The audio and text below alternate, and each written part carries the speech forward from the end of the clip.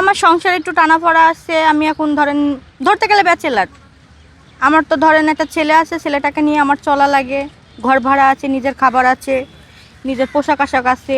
এর জন্য আমি এই ব্যবসাটা আমাকে এক ভাইয়ার মাধ্যম থেকে আমি পাইছি। আমি আজকে 6 দিন আমার এই ব্যবসায় আসে। বিজনেসের শুরুটা আমি ফেসবুকে অনেক ভিডিও দেখছি, দেখার পরে আসিফ ভাইকে নক দেওয়ার পরে আসিফ ভাই আমাকে বললো আপনি জিয়া উদ্যান আসেন, আমি আপনাকে ব্যবসা দিয়ে দিই। পরে আসার সাথে সাথে উনি আমাকে ব্যবসাটা দিছে। হ্যাঁ, এই জিয়া উদ্যান থেকে আমার শুরু। দৈনিক কত টাকা বিক্রি হয়? বেশি বিক্রি হয় না, এখন অনেকে কফি আলা আছে, চা আলা আছে, গেলে পারে 500-600 টাকা করে হয়। 500-600 টাকা হয়। হুম। আপনার ঢাকা শহরে আপনি কোথায় থাকেন বা আপনার হোম ডিস্ট্রিক্ট কোথায়? আমার হোম ডিস্ট্রিক্ট কুষ্টিয়া। আমি থাকি ঢাকা আগারগাঁতে। এই যে আপনি কৃষি কলেজের ভিতরে আছি আমি। সেখানে আপনার রুম ভাড়া কত দিতে হয়? 5,000 টাকা করে প্রতি মাসে রুম ভাড়া আমার। 5,000 টাকা।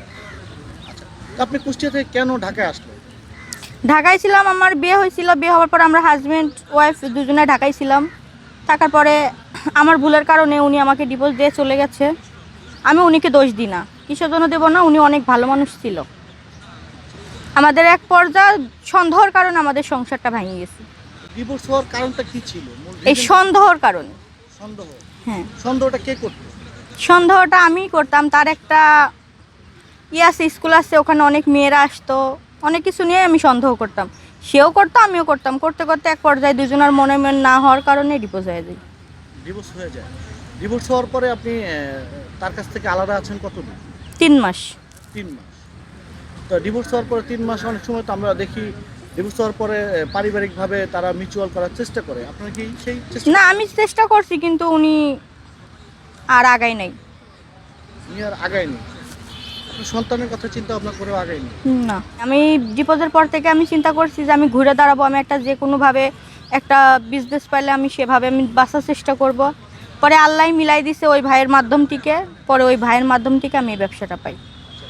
এমনি আপনার এই যে এখানে যে বিজয় সরণি বা জিয়া উদ্যানে পথে পথেই তো আপনি চা কফি এগুলো? হ্যাঁ, আমি এই বাগানের ভিতরেই বিক্রি করি। আপনি একজন নারী মানুষ, কয়টা বাজে আসেন এই বিজনেসে?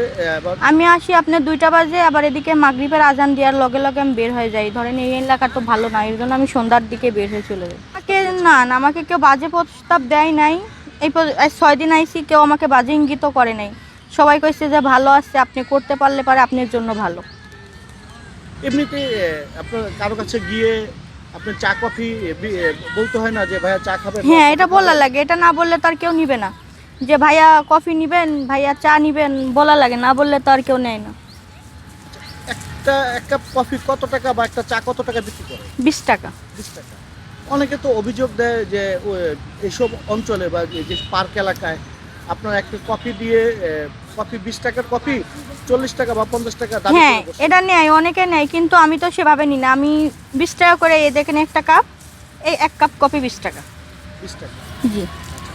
একটু আপনি যদি বলতেন, মানে মানুষ তো অনেক কিছুই, আপনি নারী অনেক অনেক বিজনেসই ছিল, তো আপনি যে হেঁটে হেঁটে যে উদ্যানে চা বিক্রি করবেন, আপনার একটা সেফটির প্রয়োজন আছে, অন্য উদ্যোগও তো আপনি নিতে পারতাম। এখন তো ভাই আমার অর্থ নাই। যদি নিজের অর্থ থাকতো তাই আমি ঘরে বসে বিজনেস করতাম, কিন্তু আমার তো অর্থ নাই ভাইয়া। এখন আমাকে এক ভাইয়ার মাধ্যম থেকে আমাকে ভাইয়া যেটা দিছে এটা দিয়েই আমি শুরু করছি। আচ্ছা, আমরা তো দেখতে পাচ্ছি যে আপনি যেখানে বললেন যেখানে থাকেন আগেরগাঁও, সেখানে তো অনেক নারীরা কেক বিক্রি করছে, বিভিন্ন আইটেমের প্রোডাক্ট বিক্রি করছে। আমি ওইদিকে যাই না, ওদিকে আমরা দুইজনে একসঙ্গে ছিলাম, এর জন্য আমি আর ওই রাস্তার দিকে যাই না। এর লেগে আমি এই সাইডে থাকি। আমি বলতে চাচ্ছি সেখানে তো আপনি একটা অন্য বিজনেস দিয়েও। হ্যাঁ, দিতে পারতাম, কিন্তু আমাকে তো সেভাবে সহযোগিতা করার মতো কেউ নাই ভাইয়া। আমি তো নিজের টাকা দিয়ে তো আমি এই ব্যবসাটা লিই নাই। আমাকে এক ভাইয়ের মাধ্যমে আমি এই ব্যবসাটা তার থেকে আমি পাইছি। তো আপনাকে যদি কেউ বিজনেস ধরায় দেয় বা আপনি যদি ব্যবসা করতে চান, আমাদের এই ভিডিওর মাধ্যমে যদি কেউ ধরায় দিতে চায়, আপনি কি সেটা গ্রহণ করবেন কি? হ্যাঁ, আমি করব। কেউ যদি মন থেকে আমার পাশে আসি, বোন হিসাবে যদি আমার পাশে দাঁড়ায়, যে ছোট বোন হিসাবে, বড় বোন হিসাবে আমি আপনার পাশে থাকলাম, আমি আপনাকে যে কোনো একটা ব্যবসা যদি ধরাই দিই, তাহলে কি আপনি এই ব্যবসাটা ছেড়ে দিবেন কিনা? সে যদি আমাকে দেয় তাহলে আমি নেব।